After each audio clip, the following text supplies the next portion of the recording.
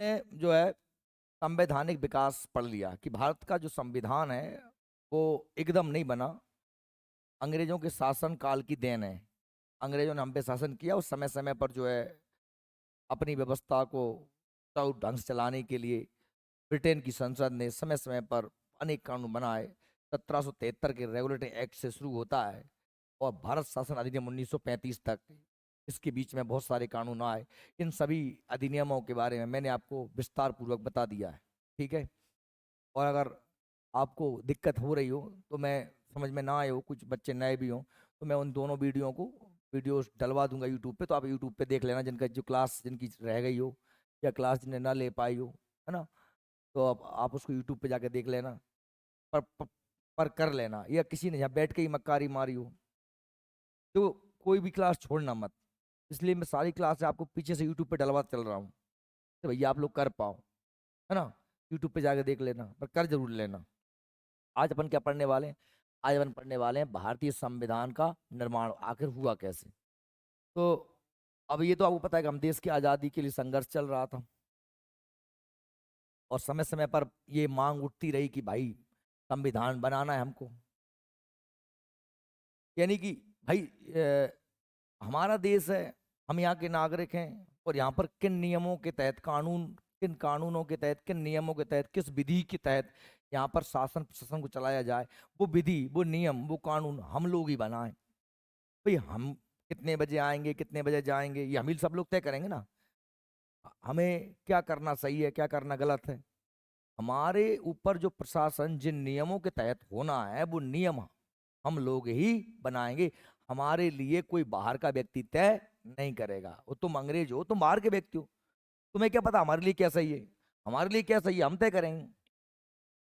तो ये ही मांग समय समय पर उठती रही जब देश के स्वतंत्रता आंदोलन चल रहे थे।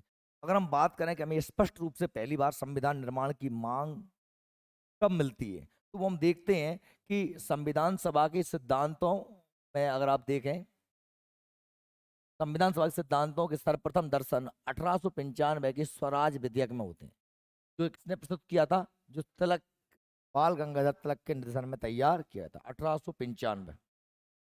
1895 में जो स्वराज विधेयक, इसका जो किसके निर्देशन में तैयार किया गया था? बाल गंगाधर तिलक। अब नाम भी समझ रहा है आपको, स्वराज विधेयक क्या है? स्वराज, स्वराज का मतलब क्या होता है? स्वयं का राज। मतलब स्वयं का राज मतलब कहीं ना कहीं उसमें हम ही तय करेंगे क्या सही है क्या गलत। ठीक है, तो देख लो, ठीक है। अब आपको पता है कि 1939 में सेकंड वर्ल्ड वॉर शुरू हो गया था। क्या शुरू हो गया था? द्वितीय विश्व युद्ध। इससे पहले क्या हुआ था? 1935 में एक भारत शासन अधिनियम आया था, जिसके तहत आपको पता है कि प्रांतों से द्वैत शासन समाप्त करके केंद्र में द्वैत शासन लगाया गया था। केंद्र में उत्तरदायी सरकार का गठन किया गया था, क्या याद है? और 1937 में जो भारत में 11 प्रदेश बन गए थे 1935 एक्ट के तहत, और 6 चीफ कमिश्नरी बन गई थी। उन सभी प्रदेशों में और देश में क्या होना था? चुनाव होना था। और उस चुनाव में कांग्रेस पार्टी सबसे बड़ी पार्टी बन के आई। कांग्रेस की 11 में से लगभग लगभग 8 राज्यों में सरकार बन गई। प्रदेश में भी कांग्रेस के पास, देश में भी कांग्रेस के पास क्या था? बहुमत था। मुस्लिम लीग को अल्पमत मिला, या कम सरकार रही, ये कम 2 राज्यों में सरकार बन पाई मुस्लिम लीग की। इसलिए मुस्लिम लीग भी इस चीज का विरोध कर रही थी। इसी बीच में क्या होता है? Second world war. क्या होता है? 37 में चुनाव हो गए, 39 में क्या हुआ? द्वितीय विश्व युद्ध। और फिर अंग्रेजों ने अपन से बिना पूछे ही अपन को, भारत को द्वितीय विश्व युद्ध में शामिल कर लिया। तो कांग्रेस की जो सरकारें थी उन्होंने कहा कि भाई सरकारें आपने बनवाई, चुनाव आपने करवाए, अब आप हमें ये बताओ कि जब तुम हमसे बिना पूछे ही हमको भारत को युद्ध में शामिल कर रहे हो, तो फिर हमारी सरकार बनाने का मतलब क्या रहा? भाई अगर हमारी सरकार आपने बनवाई थी तो आप हमसे पूछते युद्ध में भारत को शामिल करें कि ना करें। तो इसलिए कांग्रेस ने क्या कर दिया? सरकारों से इस्तीफा दे दिया। इसको मुक्ति दिवस के रूप में मनाया मुस्लिम लीग ने। ठीक। अब द्वितीय विश्व युद्ध चल रहा था। द्वितीय विश्व युद्ध के में जब हमने, कांग्रेस ने इस्तीफा दे दिया, तो अब आपको ये भी पता, द्वितीय विश्व युद्ध में एक तरफ जर्मनी, इटली, जापान थे, जिन्हें ध्रुवी राष्ट्र बोलते हैं। एक एक तरफ इंग्लैंड, फ्रांस, रूस, अमेरिका थे, इन्हें मित्र राष्ट्र बोलते हैं। नहीं पता तो बता रहा हूँ मैं आपको, है ना, वैसे आपको पता इतना होना चाहिए। ठीक, ये कंडीशन चल रही थी। अब बात वो क्या गई थी कि एक तो अंग्रेजों की कंडीशन बड़ी खराब थी इंग्लैंड की, वहां कहाँ यूरोप में लड़ाई चल रही थी। हिटलर है तो जर्मनी को ताना सा, उसकी उसने एक तरफ से सबकी बैंड बजा रखी थी। उसने फ्रांस को कूट दिया और इंग्लैंड के लंदन पे हमला कर दिया, बमबारी करवा दी। तो जो इंग्लैंड के सहयोगी देश थे, उनका इंग्लैंड पर दबाव था कि भाई आप कैसे भी करके आपके जितने भी उपनिवेश हैं, मतलब जिन जिन पे आपने कब्जा कर रखा है, उनको सबको सम्मिलित करवाओ युद्ध में। वो अच्छे मन से आपका साथ देंगे तो हो सकता है आप युद्ध जीत जाओ। तो इसीलिए 1940 में क्या कह रहे हैं, द्वितीय विश्व युद्ध की आवश्यकताओं और राष्ट्रीय तथा अंतरराष्ट्रीय शक्तियों द्वारा विवश कर दिए जाने पर 1940 में प्रस्ताव में ब्रिटिश सरकार ने कहा था कि भारत का संविधान स्वयं भारतवासी द्वारा ही तैयार किया। और आपको याद हो तो उस समय ब्रिटेन के प्रधानमंत्री कौन थे? एटली। एटली ने क्या कहा था? अगस्त प्रस्ताव। क्या था? 8 अगस्त, 8 अगस्त को 1940 को अगस्त प्रस्ताव पेश किया था। लॉर्ड लिनलिथगो कौन थे? भारत के वायसराय कौन थे? लॉर्ड, मैंने लिनलिथगो को है ना, द्वितीय विश्व युद्ध का है तो भाई उसके लिए थोड़ी दिक्कत हो सकती है, पर दिक्कत कुछ नहीं है, आप समझने का प्रयास करो, मन लगाओ तो चीज सही में आएंगे। लॉर्ड लिनलिथगो को भेजा, इटली ने कहा कि भाई जैसे भी करके इन भारतीय नेताओं को मनाओ कि आप अभी हमारा युद्ध में साथ दो, और आप जैसे युद्ध निपट जाएगा ना तो हम आपका एक संविधान सभा का गठन कर देंगे। क्या कर देंगे? भारत और पाकिस्तान को क्या, या भारत को क्या, पाकिस्तान उस समय था ही नहीं, भारत को क्या बना देंगे? Dominion state. डोमिनियन स्टेट मतलब क्या होता है? अधिराज्य। अंग्रेजी में डोमिनिस्टेट, हिंदी में अधिराज्य।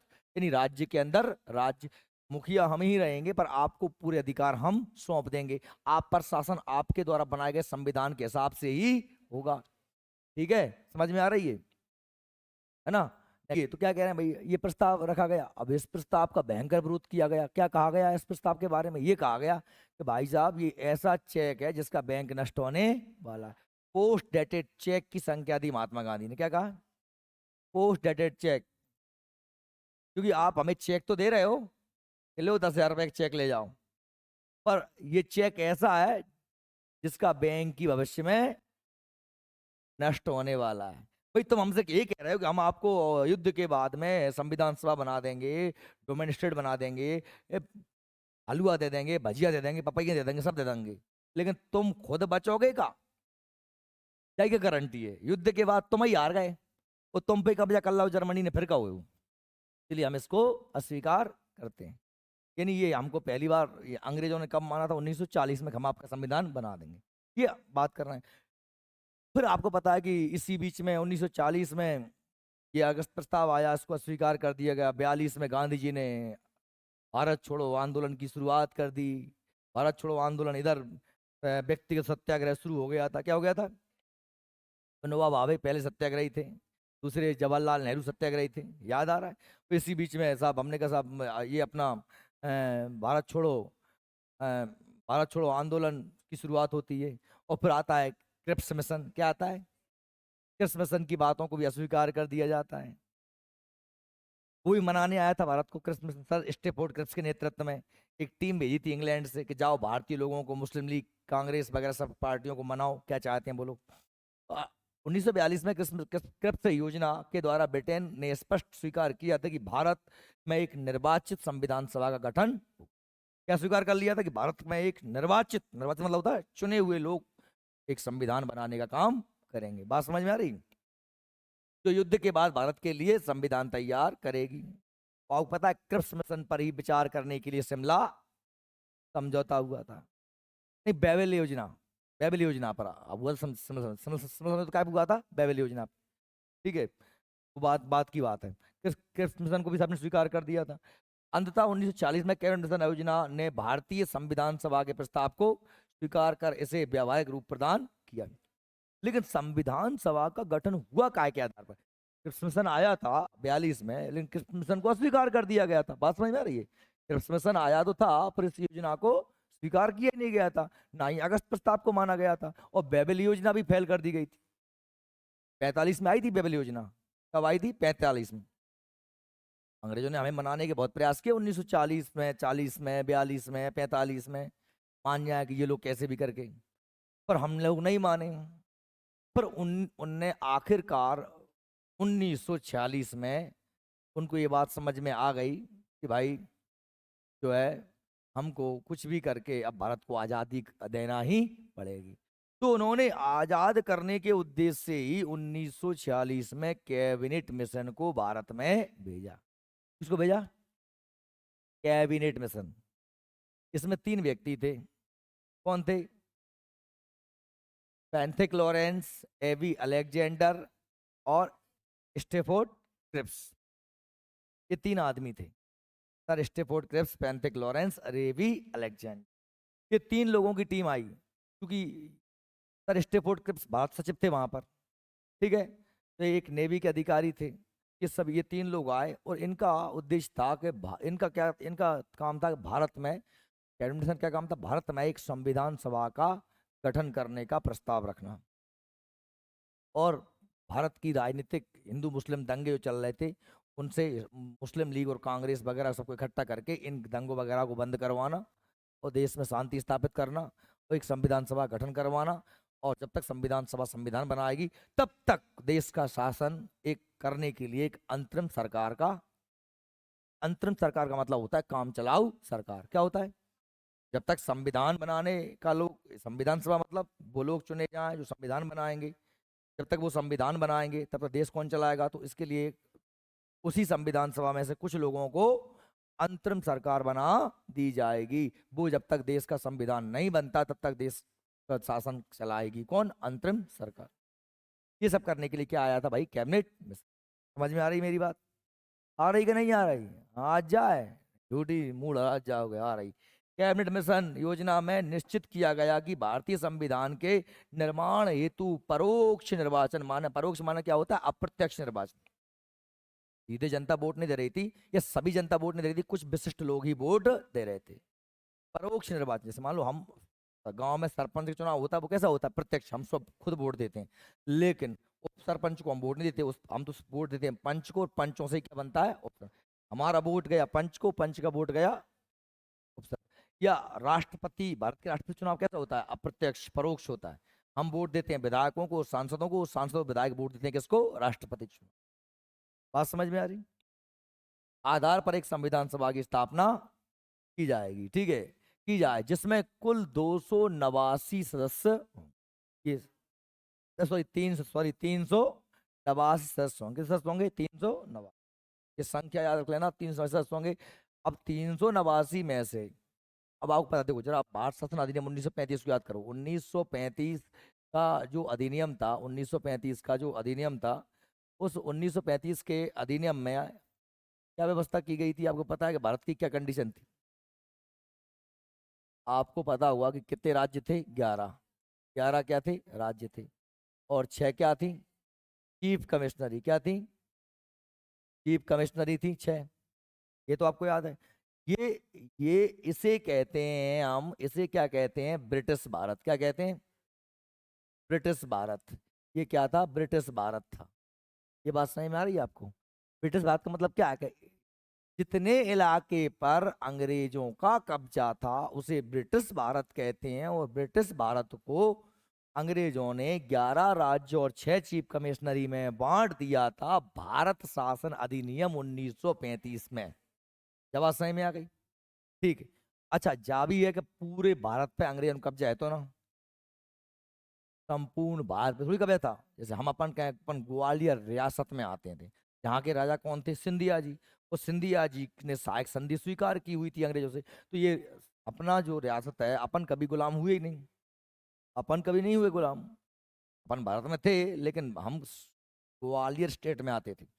तो ग्वालियर कभी ग्वालियर जो राज्य था वो कभी गुलाम नहीं हुआ। ऐसे हैदराबाद, भोपाल, हैदराबाद, जूनागढ़, कश्मीर, ऐसे बहुत से 552 जो रियासतें थीं, अलग अलग छोटी बड़ी रियासतें, वो अलग था, तो उनसे भी चुने जाने थे।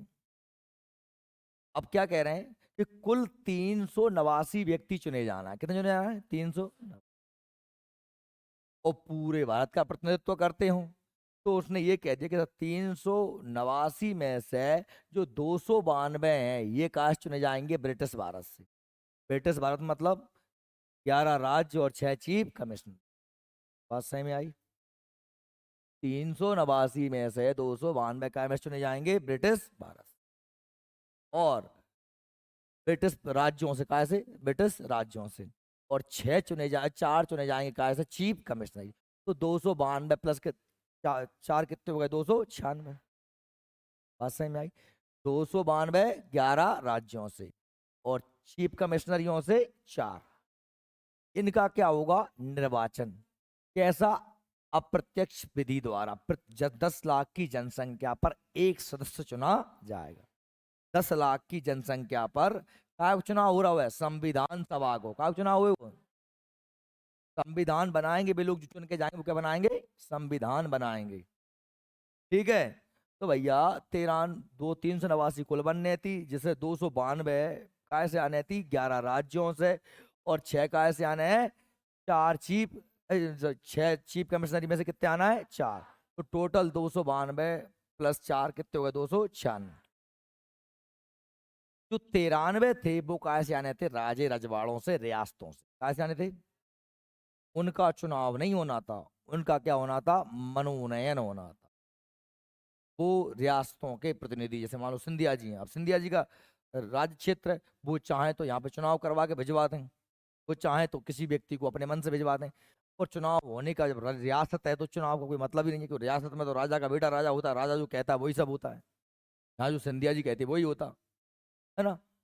क्योंकि जब चुनाव कहाँ होता है? जहाँ डेमोक्रेसी होती है, जो लोकतंत्र होता है।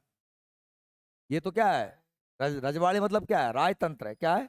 राजतंत्र है। राजतंत्र में कोई निर्वाचन नहीं होता। राजतंत्र में क्या होता है? पद अनुवांशिक होते हैं, राजा के बाद बेटा राजा होता है, उसका बेटा राजा होता है, यही चलता रहता है।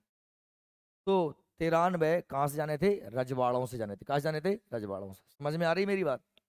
ठीक है भैया। तो ये टोटल कितने बनना थी? 389। 296 ब्रिटिश प्रांत और चीफ कमिश्नरी से, राज्यों से 292 और चीफ कमिश्नरियों से 4, 93 रियासतों से। ये चुनाव होना था। ठीक। जुलाई अगस्त 1946 ब्रिटिश प्रांतों को आवंटित कितने थे? 296। टोटल चीफ कमिश्नर भी मिला लो और भी मिला लो। सीटों के लिए निर्वाचन हुआ। कब हुआ? जुलाई अगस्त 1946। कैबिनेट मिशन की अनुशंसा पर ही संविधान सभा का गठन किया गया था। इस चीज को याद रख लो। क्या कह रहा हूं? कैबिनेट मिशन की अनुशंसा पर ही संविधान सभा का गठन हुआ था। और उसमें से 296 का चुनाव होना था ब्रिटिश प्रांतों और चीफ कमिश्नरियों से। ये चुनाव कब हुआ? जुलाई अगस्त 1946 में। बात सही में आई? अब भाव का भैया, तो इनमें से चुनाव होना तो सारी जितनी पार्टियां थी भारत में सब चुनाव लड़ती। अब चुनाव भी आपको पता है कि वहां पृथक निर्वाचन की व्यवस्था थी। अब पृथक निर्वाचन मतलब क्या होता है? तो देखो भाई, जनरल सीटें अलग थी, मुसलमानों की सीटें अलग थी, है ना, और सिखों की सीटें अलग थी, एंग्लो इंडियंस की अलग थी। ये सीटें अलग अलग बांट रखी थी सामान्य वर्ग की। इस तरीके से चुनाव होना था। बात सही मेरी कि नहीं आ रही? जैसे मुसलमानों के लिए कोई आरक्षित सीट है तो वहां पर केवल मुसलमान ही चुनाव लड़ेगा और मुसलमान ही वोट देगा। सिखों के लिए तो सिख ही लड़ेगा और सिख ही वोट डालेगा। जो रिजर्व क्षेत्र है, जैसे आज भी होती है ना, जैसे अपने असम विधानसभा एससी के लिए रिजर्व है, एससी के लड़ेगा यहाँ पर व्यक्ति, लेकिन अब वोट सब डालेंगे। अब सिस्टम ये है, चलिए तक भाई जो लड़ेगा वही वोट डालेगा और जनसंख्या वोट नहीं डालेगी। इसे सांप्रदायिक निर्वाचन कहा गया था, क्योंकि ये कम्युनल अवार्ड जारी किया गया था 1932 में, इसकी घोषणा की गई थी तीसरे गोल मेज सम्मेलन के बाद, और इसी को लागू किया गया था 1935 के अधिनियम।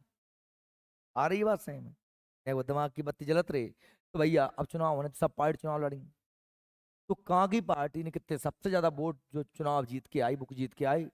कांग्रेस। कांग्रेस इन 296 में से 208 सीट जीत गई। 296 में से 208 सीट जीत गई कांग्रेस। और मुस्लिम लीग ने जीती मात्र 73 सीटें। बात सही में आ रही है? 208 कांग्रेस जीत गई और 73 सीटें कौन जीती? मुस्लिम। बहुमत कौन के पास आ गया? अच्छा, अकेले ये दो पार्टी थी ना, बहुत सी पार्टी थी, प्रजातांत्रिक पार्टी, कम्युनिस्ट पार्टी, है ना, दलित समाज पार्टी और सिख पार्टी, बहुत सी पार्टी थी। उन पार्टियों ने लगभग 15 सीटें उन्होंने उन्होंने भी सब लोगों ने जीती। देखिए बेटे, 296 सीटों का निर्वाचन हुआ, जिसमें कांग्रेस ने 208 सीटें जीती। 73 सीटें किसने जीती? मुस्लिम लीग ने। और जो छोटे मोटे दल थे उन्होंने 15 सीटों पर विजय प्राप्त की। ठीक है, जीत हासिल की। इस प्रकार आप देख रहे हैं कि बहुमत किसके पास आ गया? कांग्रेस के पास। अब आप सोचना, संविधान सभा का काम क्या है? संविधान बनाना। जैसे मान लो आप सब लोग 296 लोग हो, आप चुनाव जीत के आए हो, आप संविधान सभा सदस्य हो, तो अब हमको क्या बनाना है? संविधान बनाना है। हमें संविधान बनाना है कि भारत में, भारत का नाम क्या होगा, भारत की कौन सी भाषा होगी, राष्ट्रपति चुनाव कैसे होगा, कार्यकाल कितना होगा, ये सारी चीजें, जनता को क्या अधिकार मिलेंगे क्या नहीं मिलेंगे, सब तय करना है अपन लोगों को। अगर मान लो हमने कहा भारत का झंडा तिरंगा हो, मैंने कहा, और इसने कहा नहीं साहब झंडा हरा रंग का हो। अब ये बात हो गई, बहस हुई इस पे। निर्णय कैसे होगा? वोटिंग से। कैसे होगा? वोटिंग से। किसकी बात मानी जाएगी? जिसके पास बहुमत है। इसलिए कांग्रेस लीग ने संविधान सभा का बहिष्कार कर दिया। अब सॉरी, मुस्लिम लीग ने क्या कर दिया? संविधान सभा का बहिष्कार कर दिया। क्यों? क्योंकि उनके पास बहुमत ही नहीं था। कांग्रेस उम्मीदवारों ने कुल 69% सीटों पर जीत हासिल करके स्पष्ट बहुमत प्राप्त किया।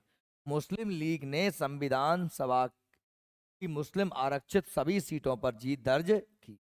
तो मुसलमानों के लिए रिजर्व सीटें थी। देसी रियासतों ने, जिनसे कितने जाना था? 93। इनका चुनाव नहीं होना था, इनका तो मनोनयन होना था।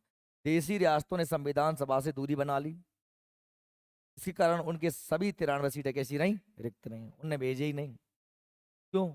कौन चाहेगा कि हमारा राज्य खत्म हो जाए? क्योंकि जब चुनाव हो जाएगा, संविधान बन जाएगा, पूरे देश में एक संविधान से शासन होगा, तो राजा महाराजाओं की थोड़ी चलेगी उनके राज्य में। अब बे राजा हैं, बे जो के इतने दिन तो दिन, रात तो रात। अब फिर बने चलना पड़ेगा कौन के हिसाब से? संविधान के हिसाब से। क्योंकि संविधान सभा में वो भी उपस्थित थे, उनने ही तय किया। इसलिए सभी राजा महाराजाओं ने क्या करी? समझ में आ रही बात? राजा महाराज क्यों चाहेंगे अपना राज्य में, राज्य के नियम कानून संविधान के हिसाब से चलें? हमारे हिसाब से चलेंगे, हमारा राज्य है तो। ठीक है, इसलिए उन्होंने दूरी बना ली। देखते रहे सीटें। अब संविधान सभा के जो, संविधान सभा बन गई, संविधान सभा का गठन हो गया, एक काम हो गया, ध्यान सुनना। और उसी संविधान सभा में से अंतरिम सरकार बनाई गई। क्या बनाई गई? जब तक संविधान सभा का काम क्या था? संविधान का निर्माण करना। उसमें लीग के लोग भी थे, कांग्रेस के लोग भी थे, अन्य लोग भी थे। अंतरिम सरकार बनाई गई, सब ये चल रहा था। और अंतरिम सरकार जवाहरलाल नेहरू की अध्यक्षता में बनाई गई, यानी प्रधानमंत्री को बन गया जवाहरलाल नेहरू। हालांकि अभी प्रधानमंत्री का पद नहीं है, प्रधानमंत्री पद तो बाद में आएगा, लेकिन मतलब अंतरिम सरकार का अध्यक्ष कह सकते हैं। अच्छा, इसमें शुरुआत में कांग्रेस के अलावा लीग के भी 5 व्यक्ति इस अंतरिम सरकार में सम्मिलित किए गए थे। पर जब मुस्लिम लीग ने संविधान सभा का बहिष्कार कर दिया, तो उन लोगों ने भी जो है क्या कर दिया? उन लोगों ने भी मंत्रिमंडल से, अंतरिम मंत्रिमंडल से क्या दे दिया? रिजाइन कर दिया, इस्तीफा दे दिया। ये बात समझ में आ गई आप लोगों को? अब अलग मांग करने लगे वो संविधान की, अलग संविधान सभा की, अलग देश की मांग होने लगी। तो कांग्रेस ने, मुस्लिम लीग ने, हिंदू मुस्लिम, बंगाल में आपने सुना था नोआखली में दंगे होने लगे थे भयंकर। 40-47 में रक्तपात हो रहा था, गांधी जी ने जाके वहां पे भूख हड़ताल करी, तब जाके वो दंगे शांत हुए। अंतोगत्वा सभी का इसको सभी पार्टियों को भारत के विभाजन को स्वीकार करना पड़ा।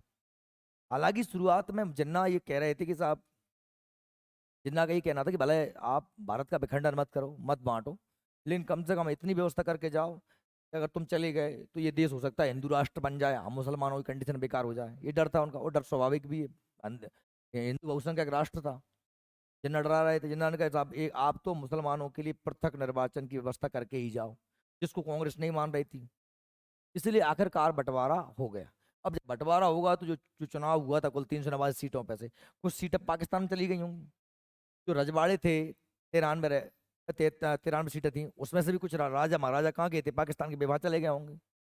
तो सीटों में क्या आई होगी? कमी आई होगी। ठीक है, बात सही में आ रही है? देखिए, संविधान निर्माण में संविधान सभा को कितना टाइम लगा था? 2 वर्ष में। 2 वर्ष 11 महीने 18 दिन का समय लगा, लगभग 3 साल कह सकते हैं अपन। 2 वर्ष 11 महीने 18 दिन का समय लगा। और इस पूरे कार्यक्रम में संविधान सभा का जो चुनाव हुआ, उसके बाद सभी सदस्य चुने गए थे, उन लोगों ने संविधान बनाने का काम किया। और संविधान का निर्माण 3 चरणों में हुआ। सबसे पहले तो संविधान सभा की जो बैठक हुई, पहली बैठक, जब चुनाव जीत के आया तो पहली बैठक भी होगी। तो प्रथम चरण, यह चरण 6 दिसंबर 1946 से 14 अगस्त 1947 तक चला।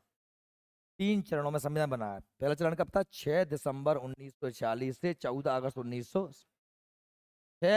6 दिसंबर 1946 को संविधान सभा का जो गठन हो गया था, उससे लेकर 14 अगस्त 1947 तक, देश की आज़ादी तक।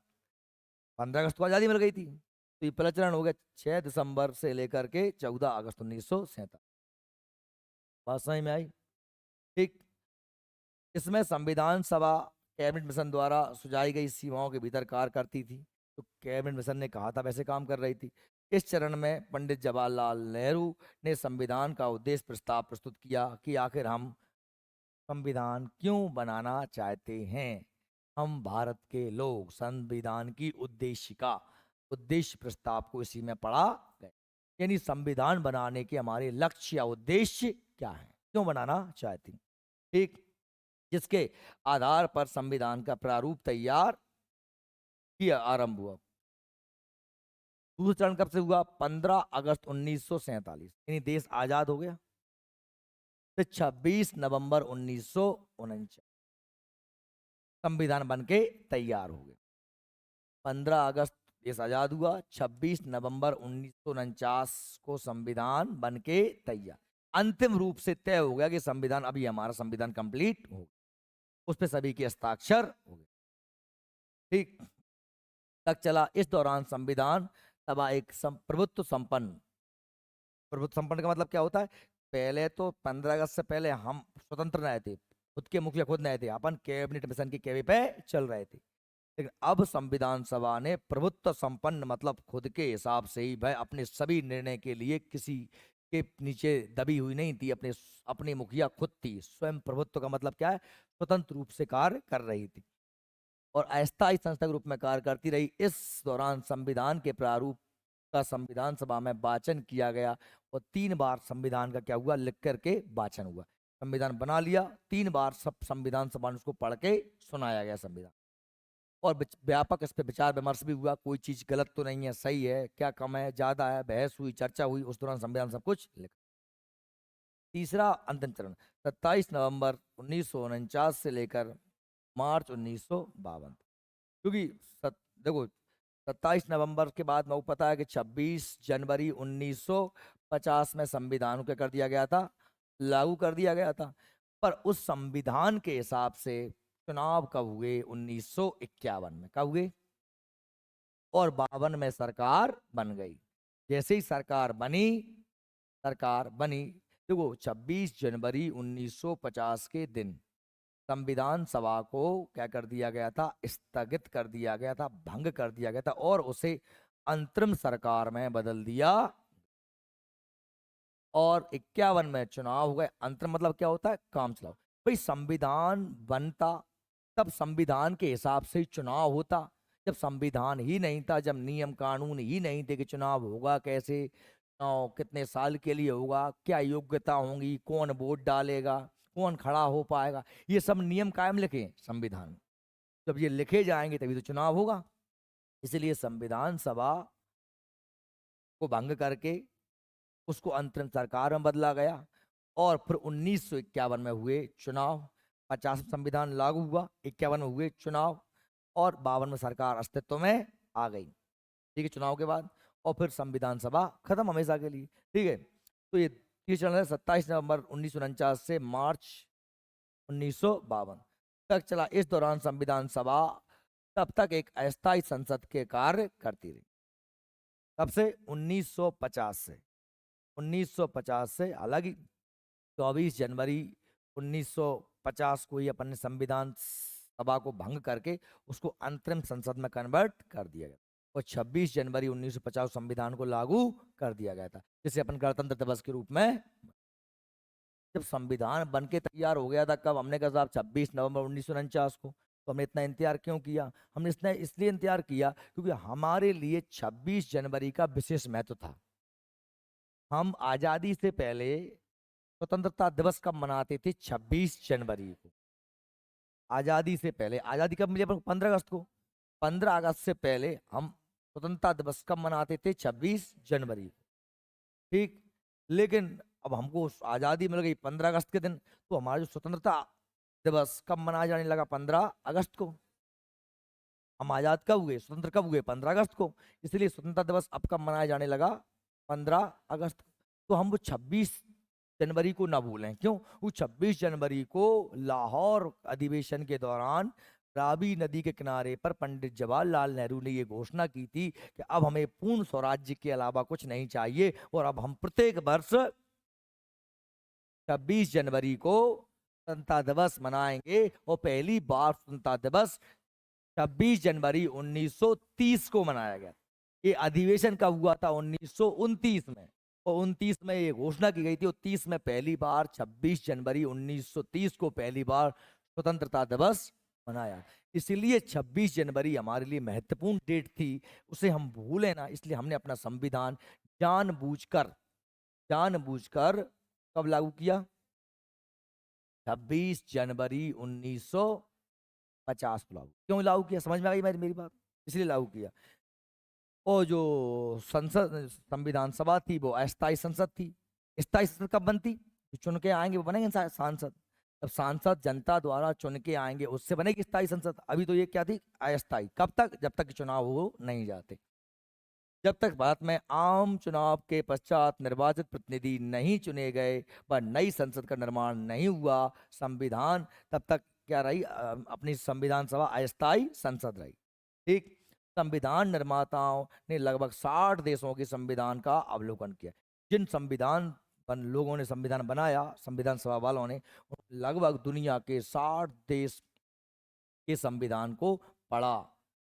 संविधान सभा के जो सलाहकार थे वो थे बी.एन. राव। कौन थे? बी.एन. राव। बी.एन. राव को संविधान सभा का सलाहकार नियुक्त किया गया था और उनके नेतृत्व में ही दुनिया के लगभग 60 देशों को संविधान को पढ़ा गया।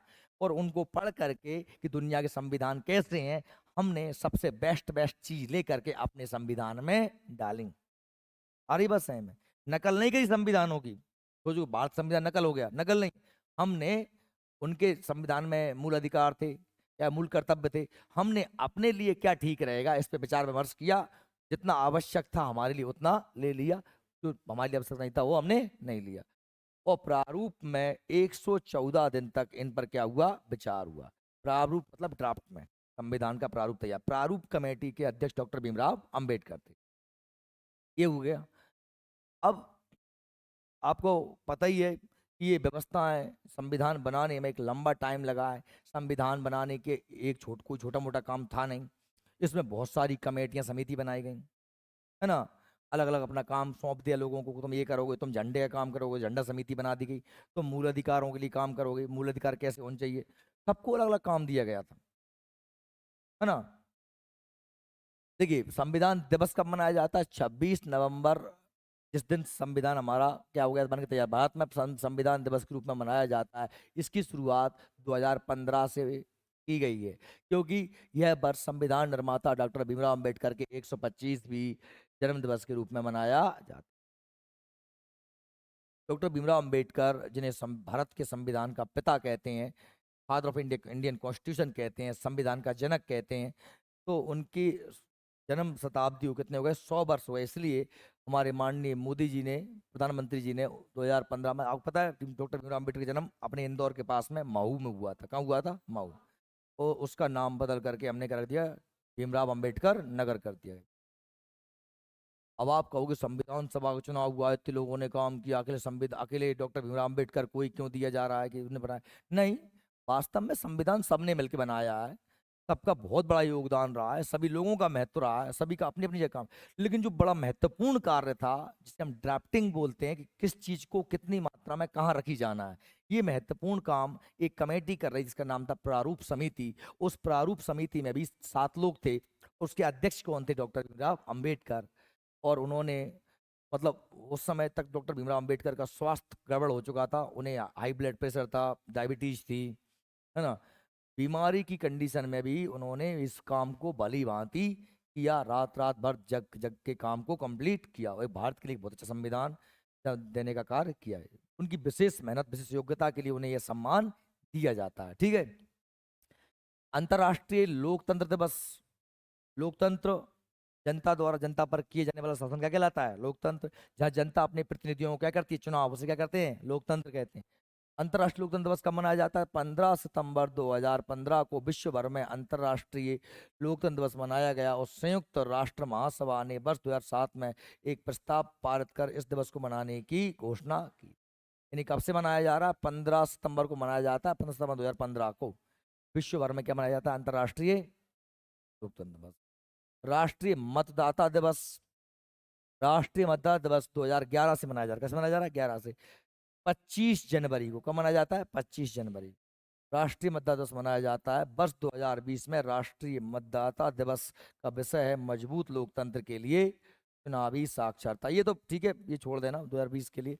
आप ये याद रखेंगे कि कब मनाया जाता है? 25 जनवरी को मतदाता दिवस के रूप में मनाया जाता है। अब मैंने आपसे कहा कि भाई देखिए, भारतीय स्वतंत्रता अधिनियम 1947 में संविधान सभा का क्या प्रभाव पड़ा? देखिए, तो हमने बात की, संविधान सभा बढ़ गई।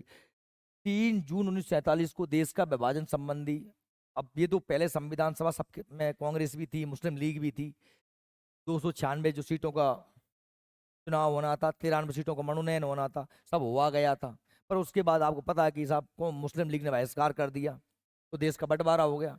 उस समय भारत के वायसराय कौन थे? लॉर्ड माउंटबेटन थे। कौन थे? लॉर्ड। अंतिम वायसराय कौन है? माउंटबेटन। प्रथम गवर्नर जनरल भी कौन है? आजाद भारत के प्रथम गवर्नर जनरल कौन है? माउंटबेटन। और भारत के प्रथम भारतीय गवर्नर जनरल सी राजगोपालाचारी। कौन है? सी राजगोपालाचारी। अंतिम गवर्नर जनरल भी कौन है? सी राजगोपालाचारी। ठीक है ना, ये पढ़ चुके हैं अपन। 3 जून 1947 को देश का विभाजन संबंधी माउंटबेटन प्रस्ताव को स्वीकार कर लिया गया। माउंटबेटन ने जो प्रस्ताव रखा था कांग्रेस लीग सबके सामने कि भाई देश का बंटवारा कर दिया जाए, स्वीकार कर लिया गया। इसके बाद अधिकांश रियासतों के प्रतिनिधि तथा भारतीय डोमिनियन स्टेट में मुस्लिम लीग के सदस्यों ने संविधान सभा में अपनी सीट ग्रहण कर ली। भारतीय स्वतंत्रता अधिनियम 1947 द्वारा अंतर्गत विधिवत 2 स्वतंत्र डोमिनियन स्टेट मतलब क्या होता है? अधिराज्य भारत और पाकिस्तान की स्थापना हुई। संविधान सभा में निम्नलिखित परिवर्तन देखने को मिले। क्या क्या चेंजेस हो गए? संविधान सभा पूर्णतः संप्रभुत्व निकाय बन गई, क्योंकि इससे पहले वो कैबिनेट मिशन के अधीन काम कर रही थी, अब वो खुद की मुखिया खुद बन गई। जो ब्रिटिश संसद द्वारा भारत के लिए बनाए गए किसी भी कानून में परिवर्तन कर सकती थी। ब्रिटेन की संसद ने जो भी भारत के लिए कानून बनाए तभी तक, उन सभी कानूनों को बदल सकती थी। कौन? हमारी संविधान सभा। तो अब हमारे लिए कानून हम बना रहे हैं, ठीक।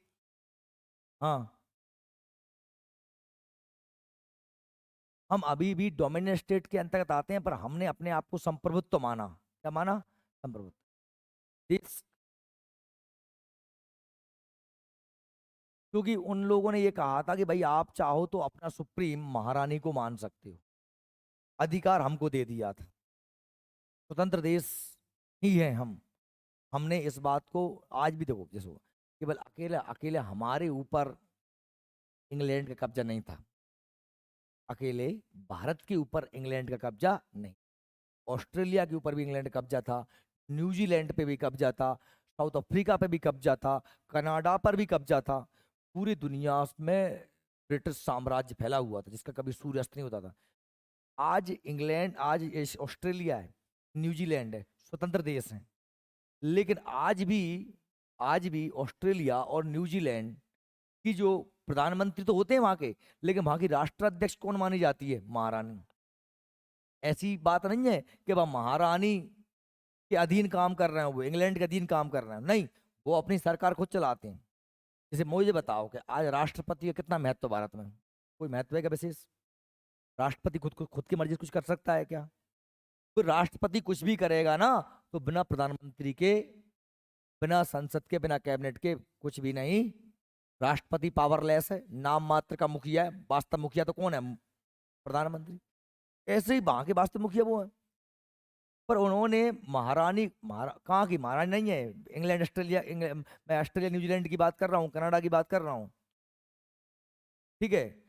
वो अपने मुखिया खुद हैं, पर वो अपने कानून बनाते हैं ना, तो कानूनों पर महारानी के साइन करवा लेते हैं। इससे न महारानी को सम्मान मिल जाता है, महारानी का न मन भर रहता है। वो ब्रिटेन भैया विकसित कंट्री है, उसका दबदबा भी है, तो उसे वो अंतर्राष्ट्रीय लेवल पर संयुक्त राष्ट्र वगैरह अन्य बहुत सारे अंतर्राष्ट्रीय मुद्दों पर इंग्लैंड की सहानुभूति भी ले लेते हैं, तो अपना हित साधते रहते हैं, अपना हित साधते रहते हैं।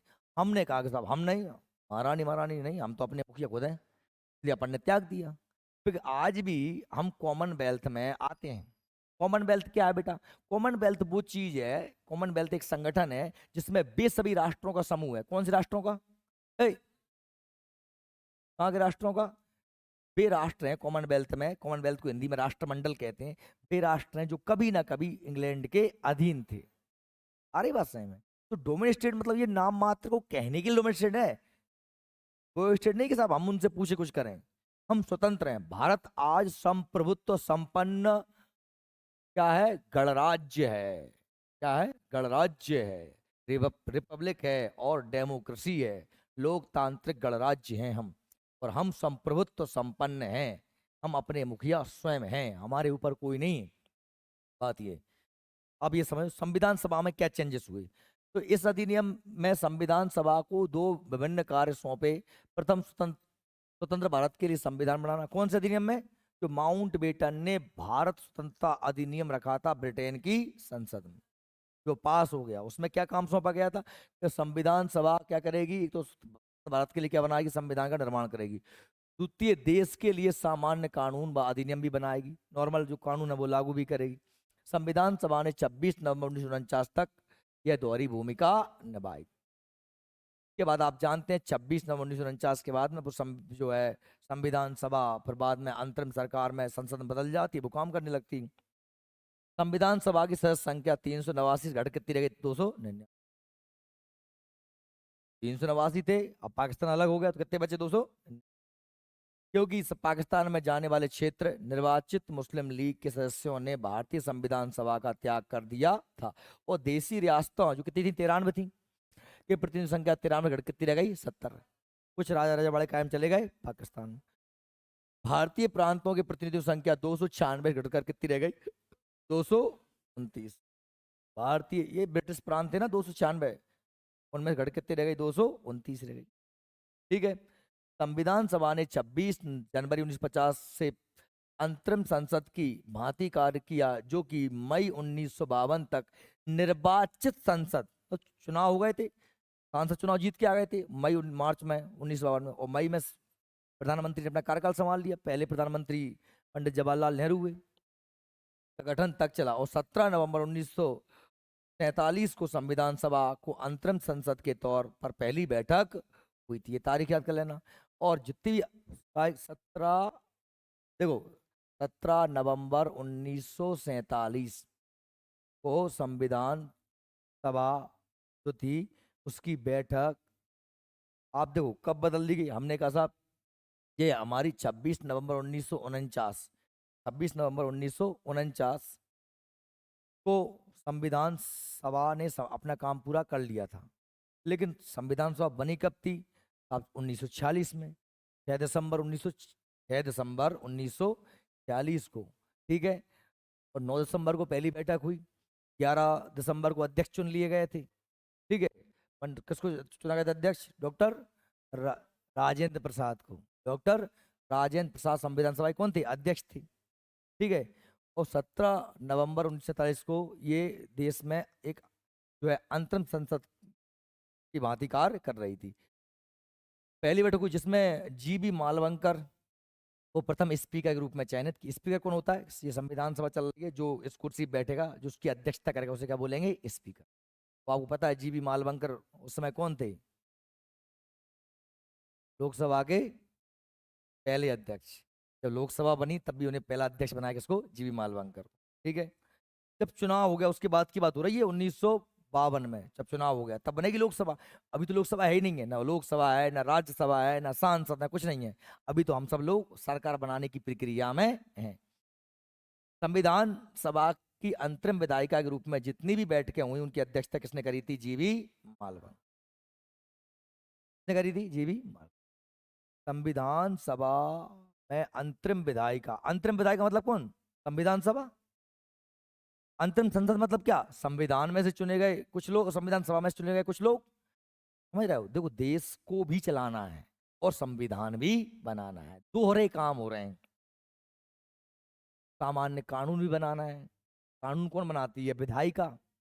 विधायिका भी है ही नहीं है, तो जो संविधान बनाने वाले लोग हैं उन्हीं को विधायिका मान लिया। उन्हीं में से कुछ लोगों को क्या बना दिया? सरकार बना दिया। जब तक संविधान, देखो सरकार बनेगी कैसे? संविधान के नियमों के हिसाब से। अब जब संविधान ही नहीं है तो सरकार कहां से बन जाए? जब तक सरकार बनेगी, जब तक संविधान बनेगा, तब तक काम चलाने के लिए अंतरिम विधायिका, अंतरिम संसद या अंतरिम सरकार शब्द आप प्रयोग कर सकते हैं। ठीक है। अब आगे प्रमुख सदस्य कौन कौन थे? अपने मतलब वैसे तो अब इतने लोग थे, लेकिन कुछ लोगों के नाम आप याद कर लेना जो आपको प्रश्न एग्जाम में बन सकते हैं। कांग्रेस के सभी चोटी के नेता, जो बड़े बड़े नेता थे, जैसे जवाहरलाल नेहरू, सरदार वल्लभ भाई पटेल, डॉक्टर राजेंद्र प्रसाद, मौलाना आजाद, चक्रवर्ती राजगोपालाचारी, पंडित गोविंद गोविंद बल्लभ बल्लभ पंत, यूपी के पहले पहले मुख्यमंत्री, बाल गोविंद खरे, बाबू प्रसन्न दास टंडन, के एम मुंशी, आचार्य जे बी कृपलानी, कांग्रेस के जो उस समय क्या थे? अध्यक्ष थे। टी टी कृष्णमाचारी सदस्य थे। ये सब लोग कौन कौन है? कांग्रेस के लोग हैं। ठीक है। सबके नाम आपने सुने हो कहीं ना कहीं। कांग्रेस के अतिरिक्त अन्य दलों के संबंध व्यक्ति भी, जैसे डॉक्टर सर्वपल्ली राधाकृष्णन, भारत के पहले क्या बने? उपराष्ट्रपति। श्यामा प्रसाद मुखर्जी, हिंदू, है ना। और पंडित हृदयनाथ कुंजरू, एन गोपाला स्वामी अयंगर। हृदयनाथ कुंजरू का नाम सुना आपने, जिन्हें पहली बार राज्य निर्वाचन आयोग राज्य पुनर्गठन आयोग का सदस्य बनाया गया था। अयंगर, ये N Gopal Swami Iyengar, doctor Jayakar Bakshi, Tekchand, sir Alladi Krishna स्वामी अय्यर, प्रोफेसर के टी शाह और डॉक्टर भीमराव अंबेडकर, ये सभी लोग कौन थे? संविधान सभा के प्रमुख सदस्य। सदस्य तो बहुत सारे थे, पर जो नामचीन लोग थे उनकी बात कर रहे हैं। ठीक। कुछ महिलाएं भी थी, जैसे श्रीमती एन सरोजिनी नायडू, श्रीमती हंसा मेहता, श्रीमती दुर्गाबाई देशमुख प्रमुख थे। कुल कितनी महिलाएं थी? 3 थी। 15 महिलाएं थी। अब सबके नाम थोड़ी लेंगे है ना। संविधान सभा की सदस्यता अस्वीकार करने वाले व्यक्तियों में तेज बहादुर सप्रू, स्वास्थ्य के कारण, और जयप्रकाश नारायण, इन लोगों ने संविधान सभा की सदस्यता को अस्वीकार कर दिया था। ठीक है। अब संविधान सभा अपना काम कर रही थी। अब संविधान बनाना कोई छोटा मोटा काम थोड़ी, तो बहुत सारी कमेटियां बनाई गई। क्या बनाई गई थी? कमेटियां। उन कमेटियों ने क्या क्या काम किया, ये कौन कौन सी कमेटियां थी, वो कमेटियां आपको याद रखना है। संविधान सभा की समितियां, क्या कह रहा हूँ दिमाग में रखो। भाई संविधान बनाना बहुत बड़ा काम था, इतनी बड़े भले लोगों की टीम थी, बस सारे लोग एक काम शुरू करते, अलग अलग ग्रुप्स बनाकर लोगों को काम बांट दिए गए। समितियां दो प्रकार की थी। एक बड़ी समितियां थी, जैसे संविधान सभा ने संविधान निर्माण से संबंधित विभिन्न कार्यों को करने के लिए कई समितियों का गठन किया। इनमें 8 बड़ी समितियां थीं एवं अन्य छोटी बड़ी समितियों व उनके अध्यक्ष के नाम इस प्रकार हैं। कौन कौन है? देखिए, संघ समिति के अध्यक्ष पंडित जवाहरलाल नेहरू, संघीय संविधान समिति की पंडित जवाहरलाल नेहरू, प्रांतीय संविधान सभा सरदार वल्लभ भाई पटेल, सभी प्रदेशों को इन्होंने ये किया। प्रारूप समिति के अध्यक्ष डॉक्टर भीमराव अंबेडकर, मौलिक अधिकारों की समिति सरदार वल्लभ भाई पटेल, अल्पसंख्यकों संबंधित परामर्श समिति, है ना। इस समिति की 2 उप समितियां भी थी, एक मौलिक अधिकार उप समिति, इसके कौन थे? जेबी कृपलानी। कौन थे? जेबी कृपलानी। अल्पसंख्यक उप समिति कौन थे? H S Mukherjee. प्रक्रिया नियम समिति डॉक्टर राजेंद्र प्रसाद, राज्यों के लिए समिति पंडित जवाहरलाल नेहरू, संचालन समिति डॉक्टर राजेंद्र प्रसाद। संविधान सभा के संवैधानिक सलाहकार कौन थे? B N Rao. अभी बताया था मैंने, बी एन राव। तो संविधान का पहला प्रारूप तैयार किया गया। इस प्रारूप में 243 अनुच्छेद एवं 13 अनुसूचियां थी। ठीक। तो ये हमारा कंप्लीट